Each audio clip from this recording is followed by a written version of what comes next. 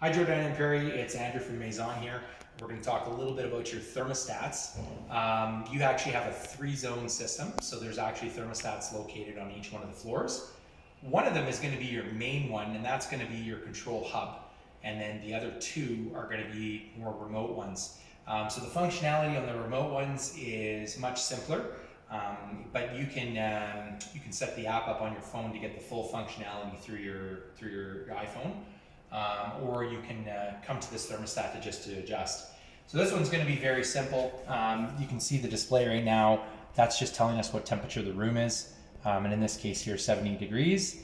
And we can switch that over to Celsius for you as well. You can see your cool 2 setting at 73 and your heat 2 setting at 70. So if the girls get cold in the basement, they can simply walk over here and they can dial that up to 72, and then that's going to adjust the heat locally here. The furnace will turn on and it'll warm up to the 72. At the top, you're going to see a humidity display at 38%. That's great for this time of year. We're going to want to maintain humidity between 30 and 45% all year long. And when it gets really cold, it is critical that you're closer down to that 30%. You'll also see here it's going to cycle through and show the mode that it's in this case showing auto. Auto just means that it'll flip between AC and heat depending on what's being called for. And then your fan right now is on high. We like to leave all our fans on medium or high because what it does is it actually normalizes the air between the 3 floors.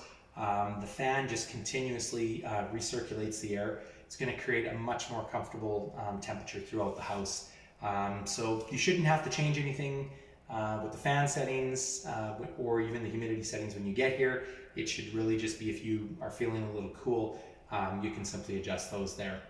The other thing to point out is the fireplace just around the corner here in the basement is going to affect that thermostat. So as you can imagine, the heat given off by this one here is going to affect that thermostat there. And so if you're finding that it's not turning on, it could be that this is overriding it.